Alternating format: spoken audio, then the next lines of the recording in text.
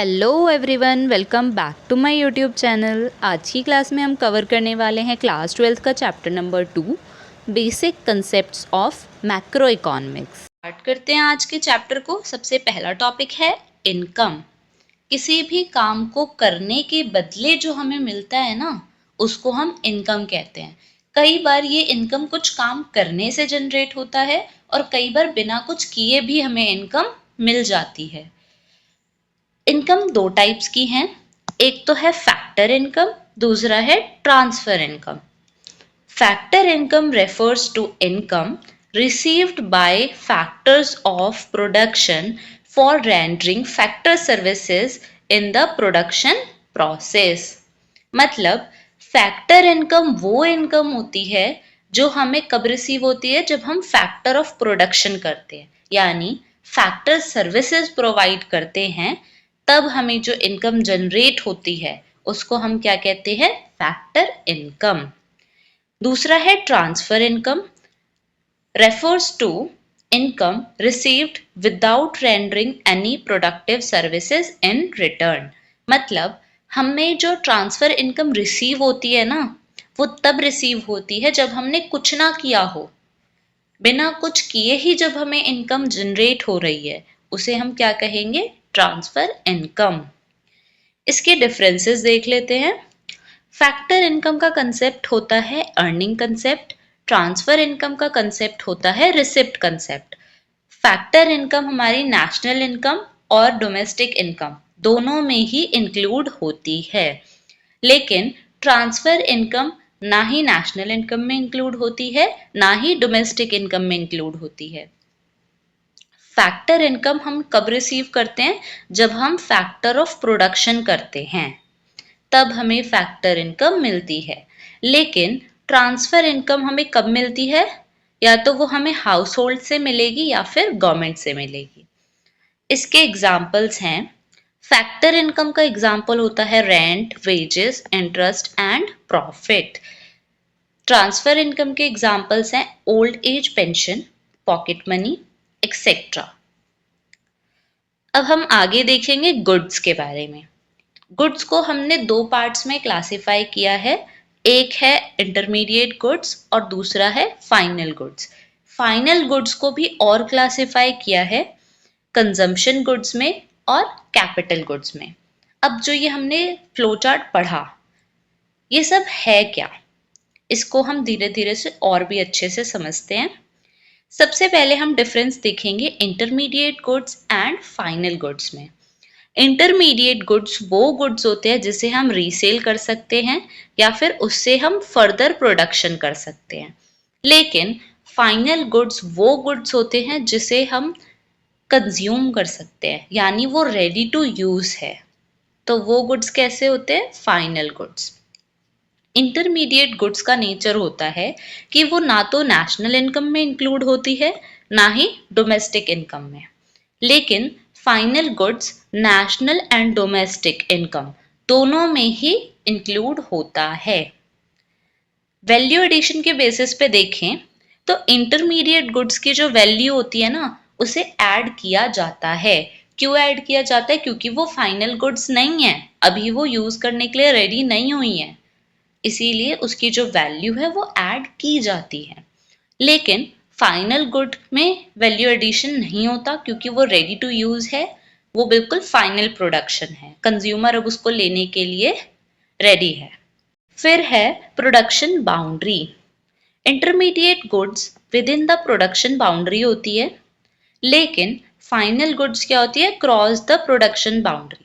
मतलब intermediate goods अभी और प्रोडक्शन हो सकता है उससे, क्योंकि क्या पढ़ा हमने, इंटरमीडिएट गुड्स या तो फर्दर प्रोडक्शन के लिए होता है या तो रीसेल के लिए होता है, तो वो अभी भी प्रोडक्शन बाउंड्री के अंदर ही है।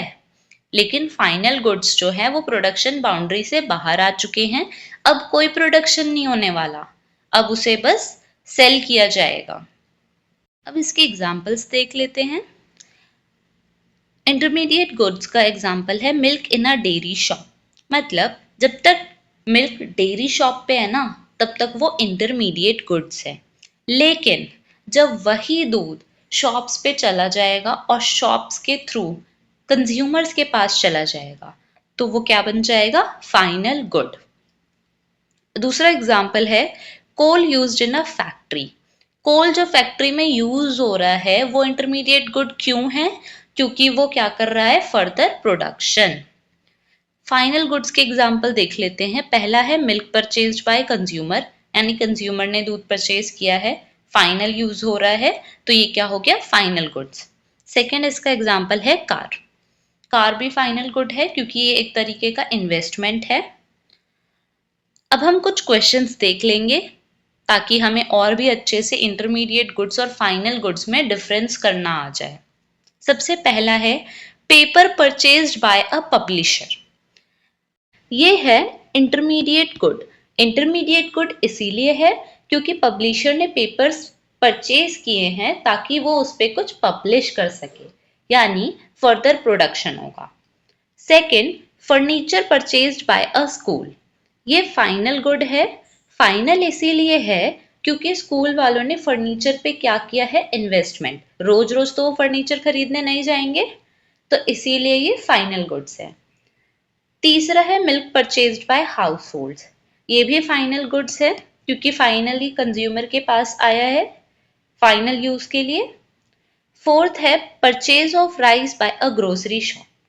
ग्रोसरी शॉप वाले ने राइस परचेज किया है, यानी वो उसको रीसेल करेगा, तो ये क्या हुआ?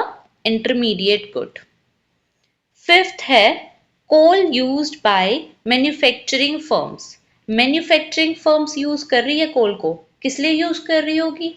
फर्दर प्रोडक्शन के लिए, इसीलिए ये भी क्या होगा? Intermediate goods. इसके बाद के 5 क्वेश्चंस के आंसर्स आप मुझे खुद कमेंट सेक्शन में देंगे ताकि मुझे पता चल जाए कि आपको मेरे पढ़ाए हुए सारे टॉपिक्स क्लियर हैं। आगे हम देखेंगे फाइनल गुड्स के क्लासिफिकेशन, जिसमें एक था consumption good. Consumption good refers to those goods which satisfy the wants of the consumers directly. Consumption goods वो गुड्स होते हैं जो कि कंज्यूमर्स के वांट्स को डायरेक्टली सेटिस्फाई करते हैं। For example bread, butter, shirts, pens, television, furnitures etcetera. तो ये तो था हमारा कंजम्पशन गुड्स का मतलब। कंजम्पशन गुड्स को और भी क्लासिफाई किया गया है 4 पार्ट्स में। पहला है durable goods. It refer to those goods which can be used again and again over a considerable period of time. यानी ड्यूरेबल गुड्स वो गुड्स होते हैं जिन्हें हम टाइम के साथ बार बार यूज कर सकते हैं। For example television, refrigerators etcetera. Second है semi durable goods. Goods which can be used for a limited period of a time are termed as semi-durable goods. These goods have a lifespan around 1 year. Semi durable goods वो goods होते हैं जिनका कुछ ना कुछ limited time period होता है कि हम उसे इतने ही टाइम तक यूज कर पाएंगे। उनका कुछ ना कुछ लाइफ स्पेन होता है, अराउंड 1 ईयर कह सकते हैं। For example clothes, crockery, shoes etcetera, ये सारे ही सेमी ड्यूरेबल गुड्स होते हैं क्योंकि इनकी लाइफ स्पेन कुछ ज़्यादा बड़ी नहीं होती, कुछ टाइम में ही ये खराब होने लग जाते हैं या फट जाते हैं या टूट जाते हैं। थर्ड है non durable goods. Goods which are used up in a single act of a consumption are known as non-durable goods. These goods cannot be used more than once. They lose their identity in a single act of consumption. Non-durable goods वो goods होते हैं जिन्हें हम सिर्फ एक ही बार use कर सकते हैं, ना तो उनकी कोई लाइफ स्पेन होती है ना ही उनकी कोई आइडेंटिटी है, मतलब एक बार यूज करा खत्म। For example milk, bread, food grains, paper etcetera. Fourth है services. Services refers to non-material goods which directly satisfy human wants. They are intangible activities. They can neither be seen nor touched. Services वो होती हैं जो कि कोई material नहीं है, मतलब सर्विसेज मटेरियली गुड नहीं है, ये ह्यूमंस की वांट्स को डायरेक्टली सेटिस्फाई करती है। सर्विसेज एक इंटेंजिबल एक्टिविटीज है, मतलब ना ही हम उन एक्टिविटीज को देख सकते हैं, ना ही उसको हम टच कर सकते हैं। For example, services of teachers, doctors, banks etcetera. जो सर्विसेज हमें टीचर्स देते हैं, जो टीचर्स हमें पढ़ा रहे हैं, उस नॉलेज को क्या हम टच कर सकते हैं या देख सकते हैं? लेकिन अंडरस्टैंड कर सकते हैं। तो ऐसी ही सर्विसेज, ठीक है। ये था हमारा कंजम्पशन गुड्स। अब हम further classification of final goods पढ़ेंगे, जिसमें हमारा आता है कैपिटल गुड्स। कैपिटल गुड्स वो गुड्स होते हैं जो हमारी हेल्प करते हैं प्रोडक्शन में। किसके प्रोडक्शन में? गुड्स एंड सर्विसेज के, जिसका एग्जाम्पल है plant and machinery, equipments etcetera.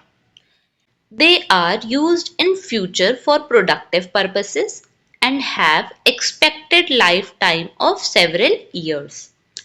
Capital goods जो होते हैं ना, वो फ्यूचर प्रोडक्शन में हेल्प करते हैं और इनकी जो लाइफ होती है ना, वो बहुत ही लंबी होती है, कई सालों तक चलती है। Second, they do not loss their identity in production process.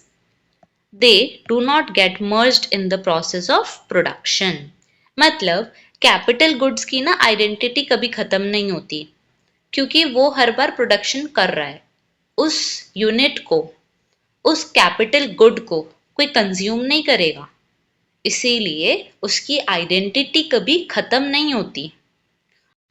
Third है, दे नीड रिपेयर्स और replacement over time as they depreciate over a period of time. मतलब कैपिटल गुड्स को हमें टाइम टू टाइम रिपेयर कराना पड़ता है, और जब उसकी कंडीशन और भी ज़्यादा ख़राब हो जाती है, मतलब रिपेयर कराने से भी काम नहीं बन रहा, तो हम क्या करते हैं, उसे रिप्लेस कर देते हैं। क्योंकि जो हमारा कैपिटल गुड होता है ना, वो टाइम टू टाइम क्या करता है, डेप्रीशिएट। फोर्थ है, they have derived demand as their demand is derived from the demand for other goods which they help to produce. इस पॉइंट को समझने के लिए सबसे पहले हम समझेंगे डिराइव्ड डिमांड। इसका मतलब होता है कि हम उन गुड्स का प्रोडक्शन करें जिनसे हम और भी कई सारी चीज़ों को बना सकते हैं। तो इस पॉइंट में हमें यही समझाने की कोशिश की गई है। अब आगे हम देखते हैं consumption goods and capital goods में डिफरेंस क्या है। कंजम्पशन गुड्स ये वो गुड्स होते हैं जो कि ह्यूमन वांट्स को डायरेक्टली सेटिस्फाई करते हैं, लेकिन कैपिटल गुड्स जो होते हैं वो इनडायरेक्टली सेटिस्फाई करते हैं। कंजम्पशन गुड्स में प्रोडक्शन कैपेसिटी को प्रमोट नहीं किया जाता, क्योंकि गुड जो बना है अब उसका कोई फर्दर प्रोडक्शन नहीं होने वाला, वो फाइनल बन चुका है कंज्यूम करने के लिए। कैपिटल गुड्स में प्रोडक्शन कैपेसिटी को प्रमोट किया जाता है, क्योंकि हमने पढ़ा कि कैपिटल गुड्स क्या करते हैं, फ्यूचर प्रोडक्शन। कंजम्पशन गुड्स की लाइफ कैसी होती है, लिमिटेड, लेकिन कैपिटल गुड्स की लाइफ कैसी होती है, मोर देन 1 ईयर, यानी वो 1 साल से भी ज़्यादा चल जाते हैं। कंजम्पशन गुड्स का एग्जाम्पल है butter, pen, furniture, board etcetera, और कैपिटल गुड का एग्जाम्पल है प्लांट एंड मशीनरी, इक्विपमेंट्स। अब हम intermediate good, consumption good and capital good को एक ही एग्जाम्पल से समझते हैं। यहाँ पे हमने एक कार ली है। अगर ये कार एक टैक्सी ड्राइवर खरीदे तो ये क्या होगा, कैपिटल गुड। कैपिटल गुड क्यों होगा, क्योंकि वो टैक्सी ड्राइवर इस टैक्सी पे इन्वेस्टमेंट कर रहा है ताकि प्रोडक्शन कर सके। कैसा प्रोडक्शन, सर्विसेज दे सके। फिर अगर यही कार हाउस होल्ड यानी किसी पर्सन द्वारा खरीदी जाए तो ये क्या हो जाएगा, कंजम्पशन गुड। कंजम्पशन गुड क्यों होगा, क्योंकि कोई भी एक पर्सन अगर कार खरीद रहा है तो वो अपने कंजम्पशन के लिए खरीद रहा है। अगर यही कार एक कार डीलर खरीदे तो ये क्या हो जाएगा, इंटरमीडिएट गुड। इंटरमीडिएट गुड क्यों होगा, क्योंकि कार डीलर इसे क्या करेगा, रीसेल करेगा। तो आई होप आपको ये वाला पार्ट बहुत ही अच्छे से समझ में आया होगा। सेकंड पार्ट के लिए मेरे साथ जुड़े रहें। Have a good day.